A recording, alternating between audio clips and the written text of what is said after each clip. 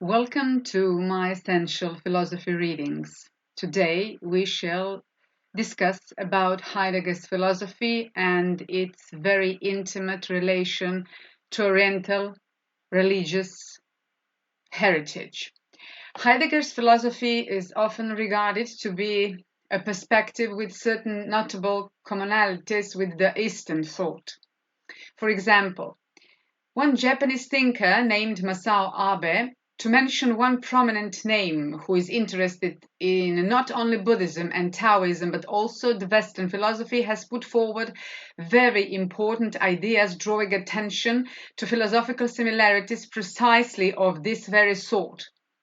He wrote an article titled Non-Being and Mu, and he mainly indicates that Heidegger is a Western philosopher who takes nothingness into consideration in a way rather similar to one that we can find in various instances of the Eastern thought, in particularly in Buddhism.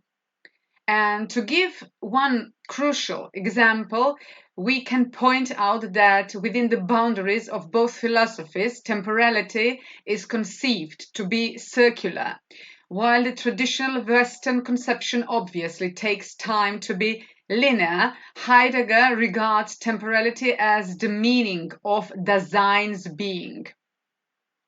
The circularity within Zen Buddhism, for example, on the other hand, is seen to be embedded in the belief of samsara, which signifies in Zen Buddhism not only its traditional meaning, but also the condition of every moment in human life. In a nutshell, both within the thematic boundaries of Zen Buddhism and in the philosophy of Dasein of Martin Heidegger, the notion of nothingness is centrally located and admitted to have profound importance and essentiality.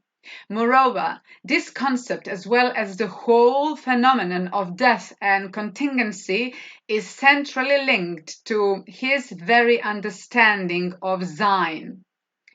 We can also notice at this point that, for example, Zen Buddhism and the philosophy of Heidegger handle the phenomenon of death in a very similar way, to wit, not as an event which will happen eventually at a particular moment in life, but as a phenomenon which is always present in, always present beside, always present within, and blended with life itself.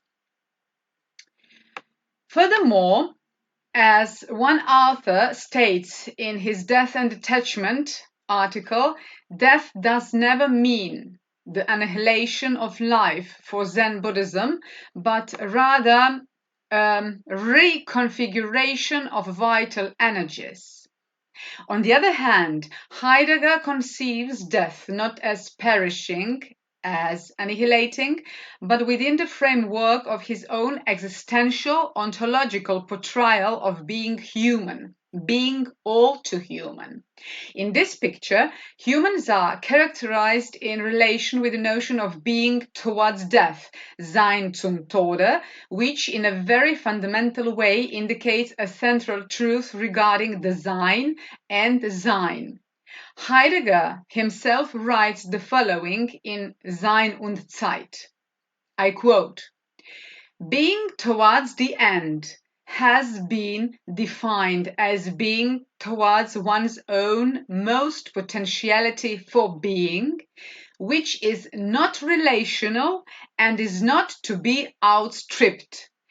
Being towards this possibility as a being which exists is brought face to face with the absolute impossibility of existence."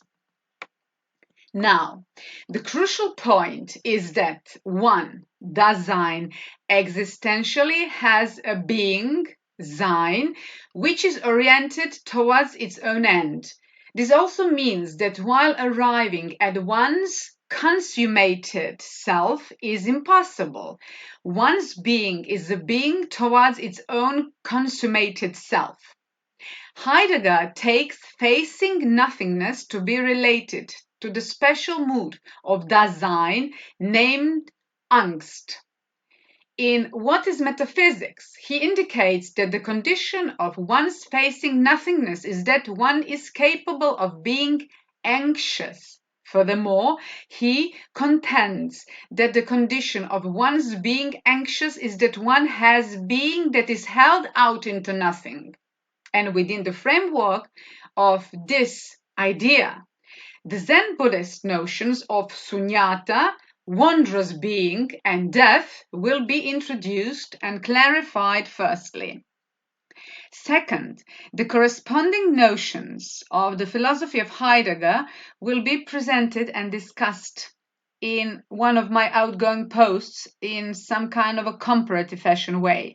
And at the end, I will try to maintain that their approaches to nothingness and being are not identical, even though there are remarkable similarities between Zen Buddhism and Heidegger's philosophy with regard to their understanding of death and their way of philosophizing. So, let us begin with our first lesson. And to begin with, the term of sunyata is a Sanskrit notion which literally means emptiness, vacuumity.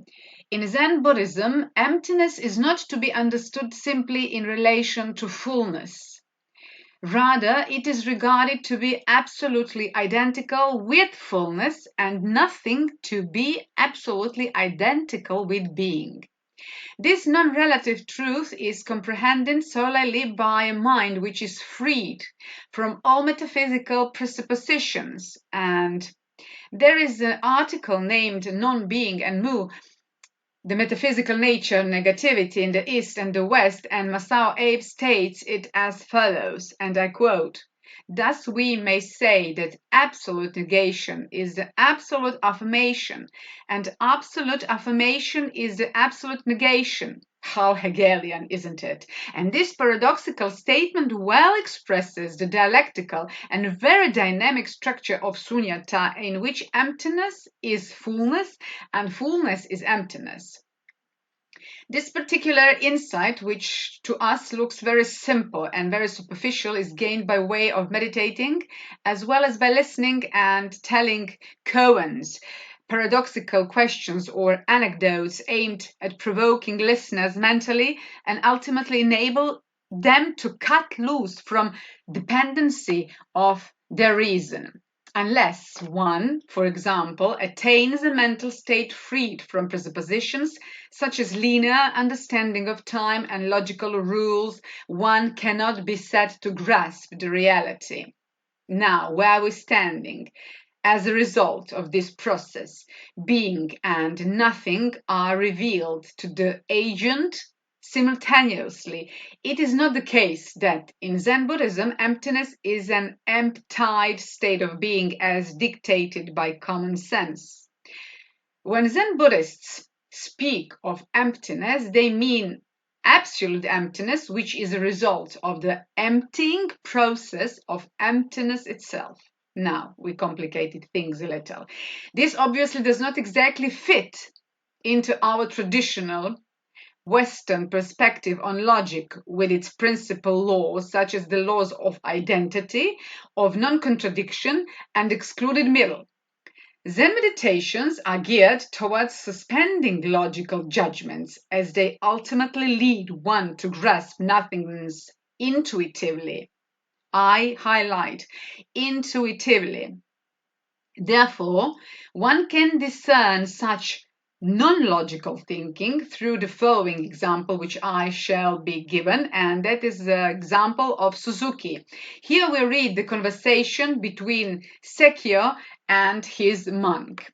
I quote, "Sekyo asked one of his accomplished monks, 'Can you take hold of empty space?' 'Yes, sir,' he replied. 'Show me how you do it.' The monk stretched out his arm and clutched at empty space. Sekyo said, 'Is that the way? But after all, you have not got anything.' 'What then?' asked the monk, 'is your way? Tell me.'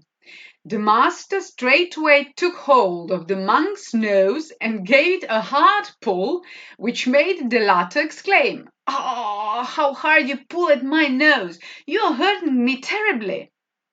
"Now, that is the way to have a good hold of empty space," said the master.